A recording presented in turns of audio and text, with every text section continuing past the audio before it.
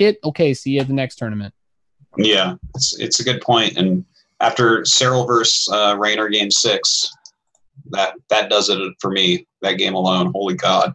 Yeah. All right, well, WCS Montreal was pretty awesome. I know I've kept you guys a long time. We'll just rock it through the rest of this. Any final thoughts, though, on Montreal before going on? Crowd was great. It was really energetic, really fun. Yeah, the crowd was awesome. Yeah, those NA crowds are always doing really well. In general, StarCraft crowds are just very passionate.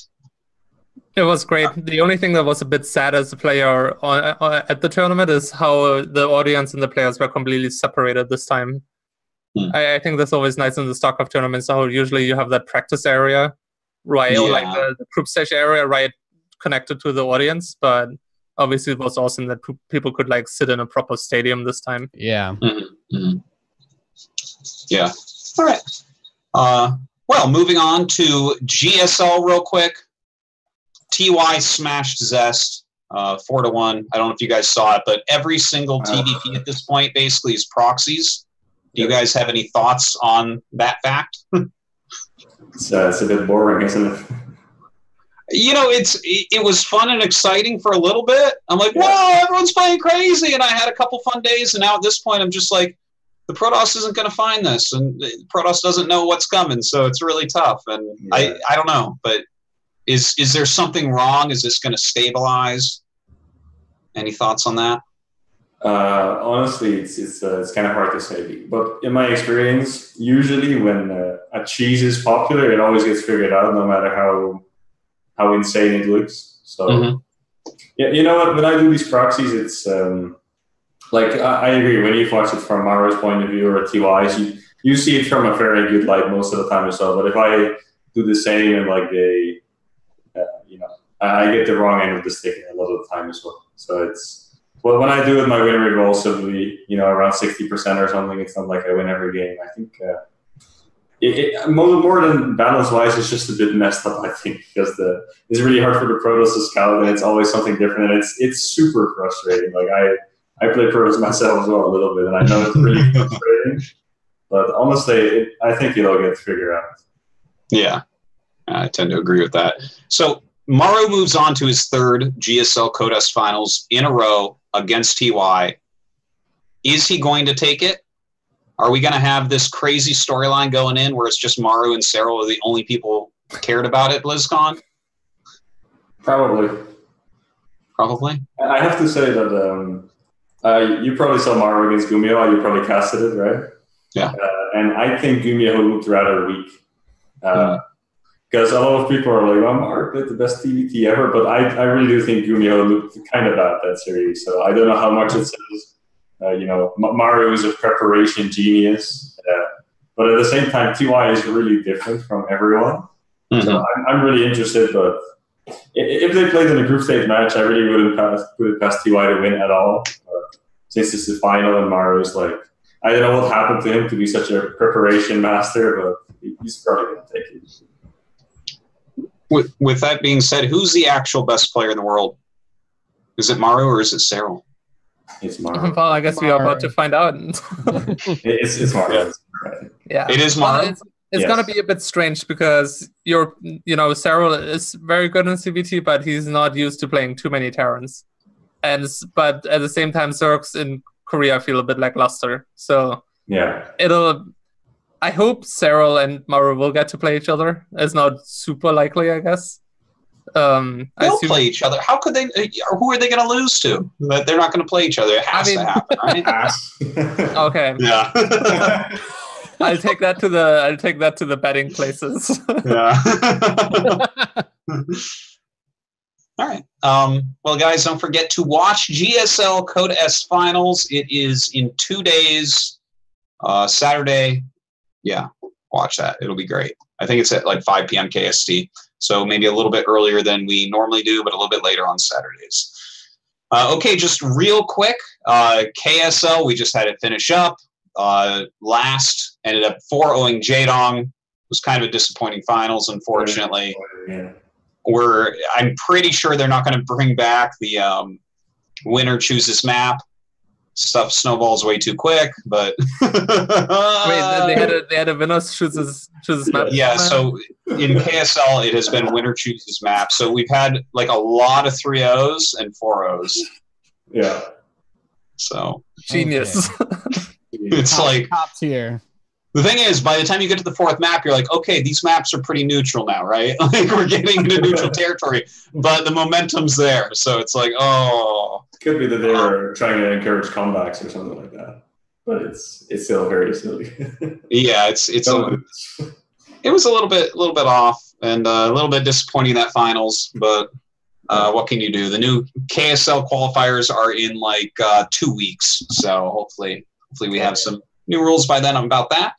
ASL has started up. Tonight is actually the last night in the round of 24.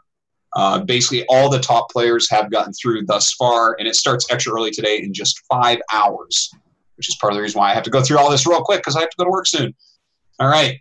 We're going to quickly do This Week in Starcraft. I'm literally going to read like one sentence per, and then we'll get to the questions because I'm sure a lot of guys have questions for you guys in here.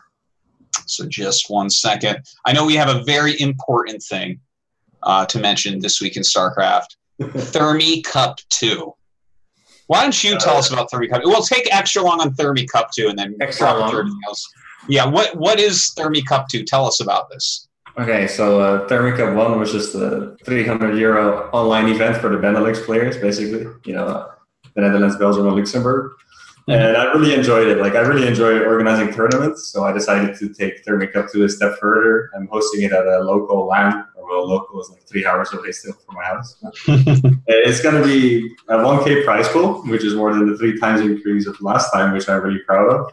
And it's actually open to anyone. You don't just have to be Dutch, but of course you have to travel to locations, so it's just going to be Dutch players. And yeah, it's just going to be a local LAN for my local scene, my boys. Hope some of my friends manage to snatch a prize pool. And yeah, that's it basically. Great. And when is this exactly? 21 to 23rd of September. Oh, cool. So we'll probably mention it next week as well. But definitely check that out. Where can I check that out? Just follow you on Twitter or? Yeah, follow me on Twitter, look at Thermi. I'll post updates about it. The streaming is always kind of sketchy when you play those, lats. I don't know if we have a setup there. I'll probably be able to take care of something. In any case, it'll be on my Twitch channel, which is also cool. Excellent. All right. Also, the Clash Invitational. We heard Lambo talking about this a little bit. The 7th and last round of the first phase is being played on the 11th and 13th of September. So that's like literally going on now. And the offline finals are going to be played 22nd, 23rd. Wait, does this overlap with the Thermi Cup? Yes. That's what I'm playing. God damn it. No! How do I choose? But guys, definitely check that out. Lambo apparently is going to be going there to cast, so definitely going to be a lot of fun. You have a lot of StarCraft that weekend to look forward to. The VoD TV Summer Championships. Check it out on VoD.TV. It says Group C was played. Rogue and Zest advanced over Bunny Creator and Sort of. And the prize pool overall, $700. Check it out. BTSL EU. That is the Base Trade Star League. You can check this all out with Rifkin and Base Trade TV. Base Trade TV on Twitter. They've been doing a lot of amateur cups as well. So check that out. And of course, guys, you can always check our show notes, which we keep public, to click on all these links. There's actually really nice write-ups for everything. But again, we're trying to get through this quickly this week. Sorry about that. SCV Rush weekly tournaments. It's got 3 different tournaments a week for all ranges of skill. Some of them are as low as Bronze 2 to Diamond 3. Check that out at scvrush.challenge.com. Epic Land 25, the STPL Round 2 Playoffs Finals. And it's going to be on Twitter at STPLTV. And that's done by Kix. That is that Brood War Team League. It looks like it'll be casted by Rapid Casting and Kix, so check them out on their Twitters and everything for more information on that. The Bounce Patch Clash Tournament by Calterin. Check this out, and it looks like a lot of the good NA players are signing up, and there's going to be a little bit of a prize pool, but it's just on the new patch, so sure should be a lot of fun going over all the things we've been talking about. Check that out with Calterin at all-inspiration.challenge.com. The Pizza Pie Bi-Weekly. Now weekly. Nice. Okay. It's actually now weekly, guys. They're doing that well that you can win a pizza every single week. Starkiller won last week. You can definitely check this out at the same one that I just mentioned. I guess it's the same guys running that tournament, all-inspiration.challenge.com. And let's see, general stuff. Base Trade TV has a little talk show. Looks like Rifkin, nice username, NYXPip talked about stuff in Montreal with player registration stuff. We actually didn't get to go over that this episode, but maybe another time. In the meantime, check them out. I'm sure they have a lot of good opinions on that. Fear Dragon is on Heads Up TV Daily. Heads Up Daily TV, that's the same thing Rotterdam was on before, so you can check that out. Snoot retiring. That's actually something we're going to have to really talk about in the future, but actually you guys are both here as Team Liquid members. And Dario, I know a very close friend of Snoot for a long time. Thermal, I'm sure you must be as well. Yeah. Is he actually retiring this time? Well, it does feel like he seems more serious about it when we talk to him about it. He seems like he really wants to start university and that he's not having the same joy playing StarCraft anymore. Like, he always had a difficult relationship with StarCraft. Sometimes he could be very upset about not doing well, even when he was, and then he would win a tournament, and then he would be super emo after winning like a Monday online cup, and then you would never know like what he really means. But this is he seems more serious, and obviously we're going to support whatever decision he's going to make. But that being said, I do not really believe any StarCraft player that he's retiring until we haven't seen anything from him for like a year or two. We had many players that were like, I'm retired, and then 3 months later they're right back in the circuit, right? The StarCraft 2 calls out to us, and it's a grasp that's difficult to escape. But we'll see what happens. But there's a good chance he's going to start studying, which is awesome. Nothing wrong with that. But I'm sure he's gonna be gonna keep in contact, and he's always gonna be part of the scene in some way. Okay. Any words, Thermal, on any thoughts on that? I mean, Dario got the essence of that quite well, I think. Okay. But personally, I think, even though it's sad that he was retired, he was a good player, I do think he needs to do what he enjoys the most, because if you just keep playing StarCraft and you're not enjoying it, it's very harsh on yourself. You're playing 1v1 game, you don't enjoy it. It can be very harsh. So maybe all he needs is a break after all. Also, I was in a similar position then I played Protoss at Hoster Cup, and now I'm in a great mood all the time. So maybe a little break is just what he needs. But no, it's like that. Yeah. It's it's okay. It's a big loss for the scene if it were to be so, but whatever makes it happy, right? Yeah. Best to Snoot. Whatever makes him happy, he's got to do. I do want to mention that I feel like Snoot his legacy is in this place that is unfair to it because of how dominant Cyril has been and Neeb has been for the last 2 years. I have nothing but the utmost respect for what Snoot has done. I think if you actually want to intelligently talk about the greatest foreigners of all time, you cannot not enter Snoot into that as one of the entries, because just like today, everyone can run faster and jump higher than they could 100 years ago. That's true in StarCraft as well, even when you just go back 2-3 years. But for many years, I think he easily had the longest streak of top foreigner out of everybody. And I don't even think that Cyril's going to pass that. I think no one will ever have that streak that he had, where it's like no one can beat Koreans except Snoot. And that was for a very, very long time. So and not just that, he's also the most, I've mentioned this a lot of times now, if you actually look at results, innovation, and Snoot are head and shoulders above everyone on stability. It's like they have just been performing forever. It's crazy. So it's actually kind of sad to see him. Sad for Snoot as well, or sad for Snoot, is that he was the best foreigner and was better than the other foreigners when Koreans were still owning us everywhere, right? And for me, the top 3 foreigners list is probably Cyril, Neeb, and Snoot. Could see Nurture there as well, but I think Snoot was really he didn't have the freedom of Sarah and me to learn the game in a slow pace and just take it against the foreigners, but he was actually climbing and ascending against Korean dominance, which is really impressive in itself. Yeah. I think he's often also not credited enough. People often forget about him a little bit. He was playing styles that maybe were not as flashy, not as popular, but I always thought he was one of the most intelligent, or is one of the most intelligent players we ever had.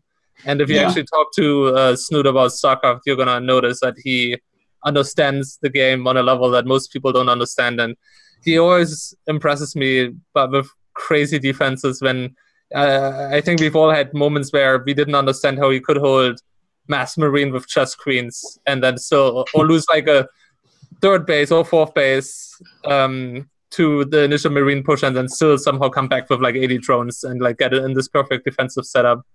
So, he's definitely one of the very greats, and you see what happens. But no matter what, he has an incredible legacy in StarCraft 2, and I think he was the highest. Is he still the highest earning foreigner? Or I think he still is. He still is, and I think that kind of speaks for itself, right? Yeah. So, cheers to Snoot. Whatever he chooses to do, we will never forget, and I think he'll probably come back. I mean, Stefano's back, right? That guy retired for a while. Yeah. All right. Just a couple more things here before the questions. Sue and Hutchinson join Asterion. So it looks like Hearthstone has some company. Congratulations. Esports.com continue to put out some new articles. I've noticed. I've been following them on Twitter a little bit, and they're putting out some. I haven't gotten to read the articles yet, but they have good titles. So hopefully they're well done. Check out esports.com for that. The Clash Invitational Contest. Check that out at the Team Clash Twitter. Dutch Starcraft League is back. Wow, you guys have a lot going on over there between Thermi Cups and the DSL, or DSCL rather. Thermi Cup and DSL are partners, even. Ooh, we're gonna get some spicy points. Going all MLG on us. All right. Well, you can definitely check them out. The DSC League on Twitter. And Haas versus Rotterdam show match. Haas versus Roddy show match at BlizzCon. Match was to be played at Montreal, but there was not time. I'm so excited about this. I'm so excited. Roddy was talking a little bit of trash on that desk about Haas and Valencia. I'm like, no, Roddy's going to get tough for. He's like, no. He's like, I can be a Haas. We get to see it at BlizzCon. I can't wait. That'll be an amazing PvP match. So definitely we have to check that out. Okay. So that is basically the show. We're going to go through the questions real quick. Sorry to keep you guys, but thank you. You've been all wonderful, all of you. Okay, the priority Patreon questions. Let's see here. Where do they start? Last Saturday. What? I put a marker in there so it's easier for you to find. Where's the marker? Oh, I see it. Okay. There we go. All right. Is there anything that you guys would like people to know about you that they don't already know, obviously, like something uncommon? It's a difficult one, huh? Yeah, it is kind of it's almost too deep. Yeah. And this is from Ollie Sonder, who does our show notes, so thank you so much. Oh. Anything? I wish I was pro. I want people to people to know that I'm a person, and when you type mean things about me on the internet and I read them, I don't like it. What about you guys? Actually, sometimes they cheer me up. Yeah. Like if sometimes I could be in a bad mood and I read Twitter and I read like an insult and it's like it doesn't hit the spot to hurt me, but I can still see it like took some effort, Like it kind of makes me feel better. I don't know why. Yeah. I take a lot of pleasure from people BMing me after matches and not GGing. Yeah. If a person doesn't GG, it really puts a smile on my face every time. So thank you. Shout out to everybody who gets mad after losing in matches. And especially I notice I play a little bit in North America now.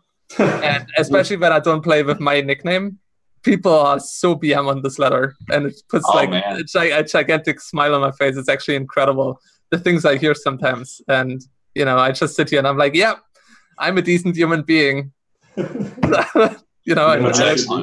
Yeah. When I was practicing for Host Cup, I can rush for a week, and I got so many insults. It's the best thing ever. Do you have anything, Nate, you want people to know about you? Nothing really comes to mind, so I'll just say one of the most important parts of my daily routine is going for a nice walk in the morning, getting some sun, and getting a coffee. I like getting out. That's nice. Yeah, it's good to go for a walk in the morning. I do that as well. My day. Yeah, I value that time very highly. Okay, thank you for the question from Milo. It looks like the sign-up system for the WCS tournaments is the question here. What do you guys think about that whole drama, just real quick, not to get too deeply into it? If people really want to hear about it, definitely check out Rifkin's talk show. But yeah, so obviously there was some sign-up drama. Some people didn't have spots, didn't sign up correctly, and things like that. Well, first of all, I want to say I think it's kind of surprising how many players don't just sign up. Like pro players don't just sign up like hours or at least 24 hours within it gets posted, right? That's kind of part of your job and it's so important. So I think there's people are definitely to blame for just not doing their job properly. But I do think it is a little bit strange that we have these limited spots. We have like an open tournament that is not fully open. And what would happen if like 30 NA players or like 30 local players just decide we're just all going to sign up for this tournament and take away the spots from the pros, you know? That could theoretically happen in the system and there wouldn't be no rules to deal with that, right? You could just have like 40 people say we're going to sign up the second it gets posted and we're going to screw over WCS. And what does Blizzard do then? So obviously there's a little bit of a flaw in the system that can even be abused like that. So not sure what they should do. If WCS points should take priority over other signups. Maybe, I don't know. Okay. I mean, I guess I had a little bit of a Twitter war with people when this was coming out. I agree, like people need to sign themselves up. If you're a pro gamer, a professional gamer, it's your job. Sign your ass up and make sure you're signed up and make sure of it, right? This problem already happened earlier this year. If it happened to you twice, guess whose fault it is? Yeah, the system is a bit weird with the ticket purchase. Yeah. Because you like need a ticket linked to your name now, but like a lot of people who don't have a team or a team that only covers half or something, they would like to know they have a spot before they buy a $97 ticket, right? It's a bit weird at the same time. Yeah, no, they could definitely do some improvements as well. I mean, I still think it's all the programmer's fault. I'm pretty sure everyone in TL signed up within like 3 minutes or something. So. Yeah, that's the way to do it. All right, thank you for that question. Next from Neox, hypothetical question. If you were given the ability to travel back in time to the release of either Starcraft 2 or Brood War, knowing what you know about both games, which time would you travel back in hopes of dominating the early professional scene? Well, I mean, if you want to make a smart life decision, you should probably go to StarCraft 2. You know, that's just the truth about it, that you're going to make like way more money. And StarCraft 2, people were also really bad at the beginning. I feel while at the beginning of Brood War, what's even the beginning of like professional Brood War, right? Well, StarCraft 2, the start was already very established as a thing that's going to be a big esport. Yeah. Brood War, you'd have still to wait out like years until it actually becomes like a big thing. That's true. And then people start to get good. Yeah, so just like, and then you don't even have a huge advantage anymore. So if you just want to make like a very cold, calculated decision, always go for the StarCraft 2. Yeah, Wings of Liberty or something. Oh, yeah. Makes sense. All right. Thank you for the question from Melty. Apparently, this was for Jeff, who couldn't make it tonight, but he signed his Artosis Moon shirt, so congratulations. From Hydro, do you think 16 players is too small for BlizzCon? Would you guys prefer 32 players? Would it be better or worse?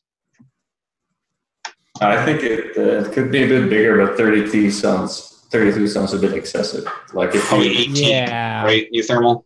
18? No, like legit 18. I would like 18 just because it would match the international format. It's actually format, but like in general, like, I don't know how many people do, but from what I read or listen to, no one really likes the BlizzCon format. Like, it's very underwhelming.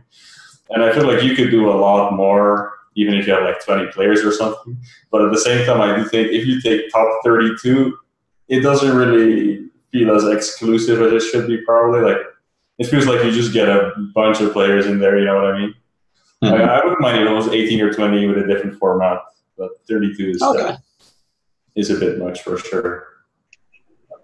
All right, cool. From Rajendra Das, what would make ZVZ and other mirror matchups more exciting? Is it the level of play as Serral and Scarlet, Lambo and Raynor demonstrated at WCS Montreal? That's a very, very hard question. I don't think the mirror matchups are like, I like CVC at least. I don't think CVC is so bad. I think all three mirrors are good. Like, I really like ZVZ personally. I think that might even be my favorite mirror nowadays. Yeah. I like TVT as well. I think PvP sucks, though, from my point of view at least. So. PvP has been a little bit off for a little bit now. I'll definitely give you this. Yeah. It's the worst mirror right now in StarCraft 2. And it's by far the worst in StarCraft 1. It's so trash in StarCraft 1. Yeah, there's so many risks and, builder advantages and stuff, and it develops so slow. And I don't know. For me, it's the least enjoyable matchup, for sure. But honestly, like, I guess the balance change with the 75 hallucinations probably, that's, a way to make the PvP better. That's going to make a big difference. So I think we're all pretty happy when it comes to that. All right. Thank you for the question. From Gunner070, asks thoughts on having a Pylon Awards show after the WCS regular season. It's interesting. I'll talk it over with Jeff and we'll see. Thank you for the question. From Broodweiser, could you tell us what happened to Fruit Dealer? GSL Zerg from early seasons. He was my favorite. He couldn't really keep up anymore and he retired. All right. From Cake Machine, I'm more excited about Raynor this year than about Serral. Does that make me a bad person? Yes. No. No, we have a yes and a no. So I mean, I think that you're probably doing fine. I love that name, by the way, Broodweiser. Yeah. Oh yeah, that's pretty good. I thought you were talking about Cake Machine. I'm like, yeah, that's a great one. All right, from Uturpu, let's talk. Okay, he's asking about life. When we discuss great players of the past, Life's name is never mentioned. Is this because of some sort of cultural taboo in the Korean scene against discussing him? Certainly that does exist. Has the GSL forbidden it? No one. GSL's never told me not to mention Life, I don't think. Really? Can't. I guess it makes sense for. It's just, I've lived here a long time. You don't really talk about the match fixers. They've really fucked things up over here. So they're like, it's like worse than, what's the name of that bad guy? Baltimore. It's worse than, that's what it is, right? Well, in fact, sometimes I just say Baltimore when I'm talking about him, like with people that I know at work. Okay. I'm surprised you were never like explicitly told not to, though. That's interesting. Yeah, I don't think. I think they just trust me to be a professional, probably. I mean, maybe they did tell me. I don't forget. It was a long time ago now. I wouldn't mention him on WCS broadcast, but I definitely have been told, like, hey, please never. After it happened, they're like, please, you don't talk about him. So. Well, I don't know. I guess GSL may be a bit different, but anyways, next from Fear Dragon, question 1: Serral had multiple insanely close calls this WCS, especially considered previous ones. Are people catching up and learning from Serral? Or have they found weaknesses, or is it something else? Well, I do think the CVC is playing a big part in the last tournament. The level of CVC in Europe is just insanely high. Everybody's playing a ton of CVC every day. And Serral is part of that ecosystem. So I think that's just the answer to that. It's a little bit of a volatile matchup. People talk a lot about what you can do to get like a little bit of an edge against Serral. What's scary about Serral is actually that you used to be able to only, you could abuse him by going 3 hatch all the time, but he has evolved himself now as well. But it's mostly just that CVC in Europe is really, really high level. So the gap is not as high. Okay. All right. Question 2 from Fear Dragon. And this is specifically for the players. So I guess that would be you two over here. Sorry, Nate. What if you were Smix basically giving the interview to Cyril at the end, and you wanted to evoke as much emotion as possible from him? What would you ask him? That's a very good question. I think it's impossible on the stage, to be honest. I think if you take him aside and you interview him like, I don't know, you take him for dinner or something, I think you're going to get a lot more than... Because, like, you saw GSL against the World, the ending, like, I know he was really happy, but he still just looked like a brick. So I don't think he's really going to give too much on the stage, no matter what. I don't think it's mixed to the most emotion I've experienced myself from Cyril was when I was staying at the Korean house and we were playing Counter-Strike at night, and he was always complaining about like some bullshit happening or teammates letting him down. All right. But yeah, I don't think you can get too much emotion out of him on stage. All right, and actually, AG McCloud adds on to this, onto Fear Dragon's question. Would it be valuable for hosts to ask the pro gamers after a match about specific plays and get technical? Would that help you guys in interviews, for instance? I don't think you two are actually particularly bad at interviews, so maybe not the right people to ask, but what do you think? I think it's a good question to ask, but not too much. It has to be limited to like one question. Like you can't go in the post-game interview and ask like about every game, you know. But if you can find the right question, it certainly helps, because if there's a thing pro gamers should be able to talk about, it's Starcraft, right? So if you do ask them something like that, it's actually a good question to have in there, as long as it's not too much. Mm-hmm. All right. From Odin, do you think Blizzard should let companies advertise in-game in exchange for funding tournaments? Could we have a Prozac skin on a command center, he asks, and something like that. What do you guys think? Why not? Why not let T-Mobile pay to change all the players' decals to their logo, right? Yeah, why not?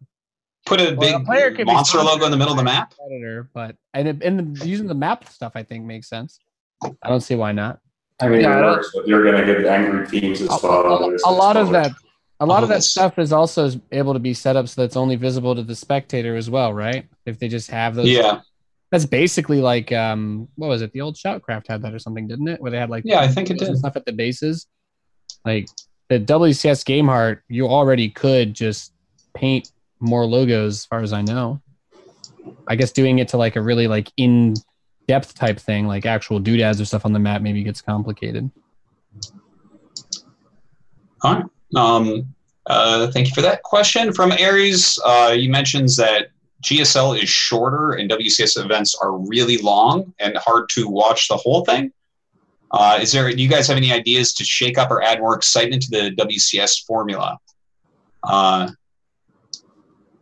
Yeah, and he's actually asking as well about the interviews, so I guess people did not like the interviews at this event. But I don't know. Do you guys have any ideas to make WCS more watchable?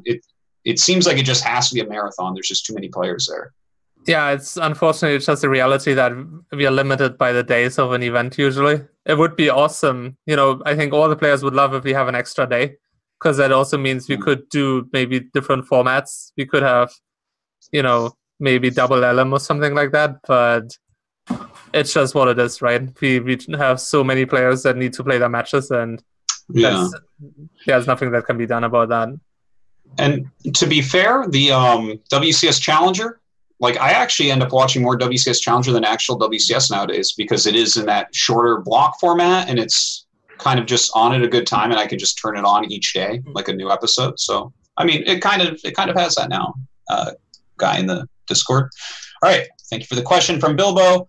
Who would win in a kissing contest? My boy Zesterhawk. I don't know.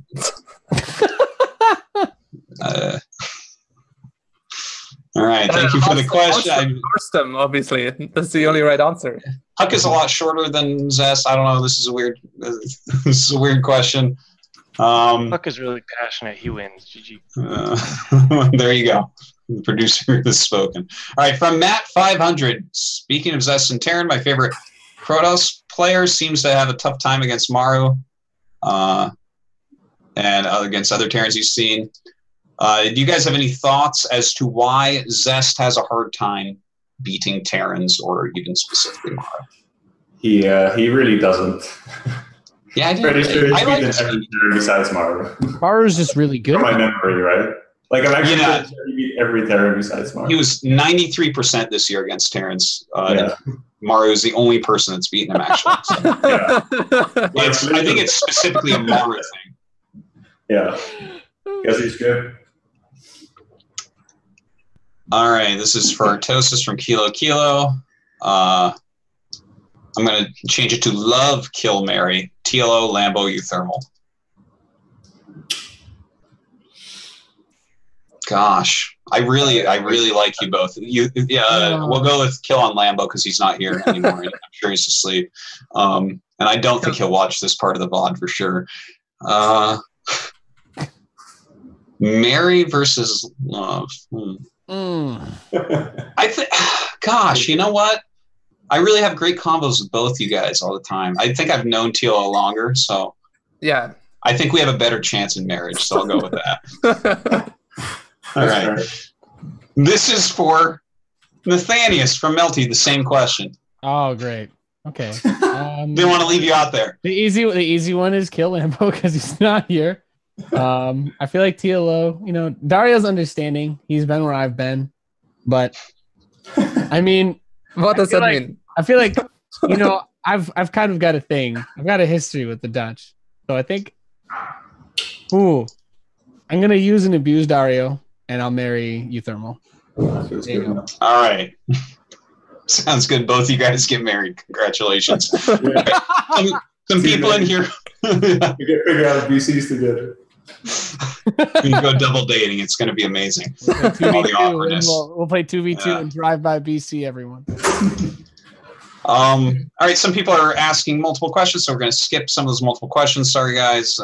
One question per nerd. Just make it longer, I guess. Over the last week, someone's posted on the subreddit list of all new Koreans to GSL Code S over 3 years. There's only been 9. So over 3 years, that's over 9 GSLs. There's been 9 new Korean players in it, most of which from Code A, who just took a while to qualify. Only 5 played in Code S this year. Do you think this is a problem in the SC2 scene in Korea, the longevity there? Yeah, so do you guys think there's a problem with rotating up new talent into Korea? There is. Like, it seems like there is, yeah. Yep. Yeah, if I watch a Libo League or something, there's actually, those random Koreans that you sometimes see that perform well, but you don't really see them at the top level. And it's, for example, in Europe, we actually have a lot of talent coming up, like a lot of new players, young players. But in Korea, we don't really see that, and it is problematic.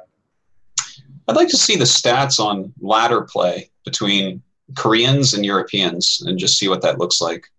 Because obviously the European ladder has to have more players playing, right? Or am I just crazy? Am I just it must have. Yeah, probably. But yeah, it kind of feels like that is a little bit of a problem at this point. We have very little new blood in Korea. All right, from Dr. Scotty, I've been seeing more and more esports events offering betting. Do you guys think it's a good or bad thing? And then he compliments In Control. In Control's great. Is betting bad for esports? Well, in Starcraft specifically, it's not had good things happen. Yeah, that's for sure. I tend to err away from it. Yeah, I think all players. I know I've gotten nasty messages from like Chinese bettors that were complaining, and it has happened a lot to Jens as well. That people messaged him on Facebook, "How dare he throw games?" And that's why the bettor basically lost money or crazy stuff like this.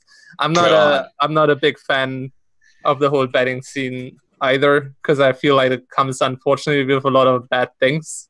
I'm not I'm not generally against betting, but I feel like unfortunately it comes just with a lot of bad things attached to it. So yeah. All right.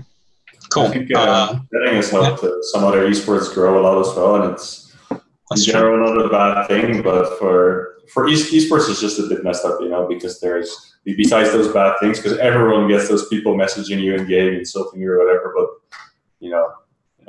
besides that, there's also kids and stuff on the internet. So for esports, it's a very thin line. It's usually not on the good side. I even wanted to suggest to Blizzard to be able to kick people from channels if you join first, because there's legit people joining tournament channels and harassing all the players, asking them if they're gonna win and stuff. Like it's getting a bit harsh. And in general, I think the problem of esports is that you have a lot of, if you compare to, for example, professional sport, you have a lot of players that earn no money, to whom it would be very tempting to match fix relatively easily. I don't think you can bet on 4th league or 3rd league matches in football, but because you have a lot of open tournaments in esport, it's relatively easy for somebody who makes no money to be in a match that has betting on it and then be tempted into actually doing match fixing. So in general, I don't love that esport has betting, but I don't think it's a huge problem for StarCraft now, but you never know. Okay. Yeah. Well, if I could, I would lock away betting from esports for a while. Eventually it'll probably be a thing, but I feel like the industry is still a little bit too young. Some of the things you're talking about, the way that we run things, it's highly abusable, as we've seen. Yeah. Thank you for the question. Just, I think, 2 more questions, and then we are done. From Ninju, do you think it might be an interesting change to have unique tech paths where you would have to choose to be able to build one unit and not another? Things lock out other things if you make them. I think that's maybe the opposite of interesting in a way, because then you're locked into less units. I think you would need to make a completely different game for that. I thought about this too before, that you could make an RTS that's almost like deck building, where everybody starts with the same bases and then you can diverge rather than having different races. I think then it could be interesting, but because we already have 3 different unique races, I think for StarCraft 2 it's not a good fit. Okay, and last question for everybody, but particularly TLO and Euthermal. Do you still have fun playing StarCraft? How has your enjoyment of the game changed and evolved over the years? I still have a ton of fun. I think I have more fun now than I had a couple years ago. Wings of Liberty was super fun. Heart of the Swarm, I got pretty fed up with StarCraft. There was a lot of things that wasn't great about Heart of the Swarm, but ever since, I feel like Legacy has becoming better and better, and I have more fun now than I have had in a very long time. Okay, I think right now I'm having a lot of fun. Earlier this year, not so much, but that was more related to me being a bit sick of competing rather than playing StarCraft. But in practice, I always have a lot of fun. If I'm honest, Terran gameplay right now for me is not the greatest. I think it's been better. But yeah, for me, I really enjoy the game. I play some other games sometimes, but I still play more StarCraft than the others by a long shot, and I enjoy it as well. So. Okay. Nate? Yeah. StarCraft, it's weird. I think about where I was 5 years ago, and I wanted to be really good and all that jazz, and then it's kind of changed over time. But I would agree with Daria that this year for me, I have been enjoying it more and more, because the direction that they've taken with the changes, if we talk about this current test patch, for example, that we went over forever, I just enjoy being able to have different options. And I feel like they've done a really good job of fleshing out being able to have choices in how you want to play the game. I don't feel like I have to open 1 barracks expand into 4 Hellions into a 3 tank stim, 2 medevac push every single game like you did for 3 years. And that to me is the best part. Also, I think they've gotten better with maps and stuff. So yeah. For me, StarCraft is the most fun thing that I do. It's my absolute favorite thing is to play, and it's amazing. Yeah, I think I have more fun now than I used to, even, which is kind of weird. Maybe because I have less time or something like that, or less pressure to perform or something like that. I'm not sure, but anyways, I'm really enjoying it. So thank you guys for your questions. Huh? For me, it became a bit more fun as I matured a bit as well, because I feel like if if you're a bit younger and you like winning is everything, it's actually less fun to play StarCraft. And if you're a bit more accepting of losing and things not always going your way, it becomes more fun as well. So yeah, cool. Well, that is just about that today, guys. Just a real quick shout out to our sponsors, AFKT. You can check out AFKT.com. The discount code is Pylon for 15% off. Drink tea instead of coffee and energy drinks. Like in one really mentioned this week that they had a little bit of a backlog with the orders. They're all being shipped out Saturday. If you ordered something in the past week and it wasn't shipped, it'll be shipped immediately. You guys DDoS them with orders, you sick bastards. Damn, that's fine. That's a good problem to have, I guess. And of course, Matcherino, Matcherino.com/Pylon Show. This week's code is video games. So that's 2 S's at the end of video games. You can check out all the cool things that we have on Matcherino that you can order if you'd like, or just type in the code. Give some support if you want to there. And of course, our Patreon page and our Patreon supporters. Thank you so much. Those are the questions that we answered today. Normally we answer some other questions, but this episode went super duper long. Sorry about that, guys. But yeah, you can check it out at patreon.com/The Pylon Show.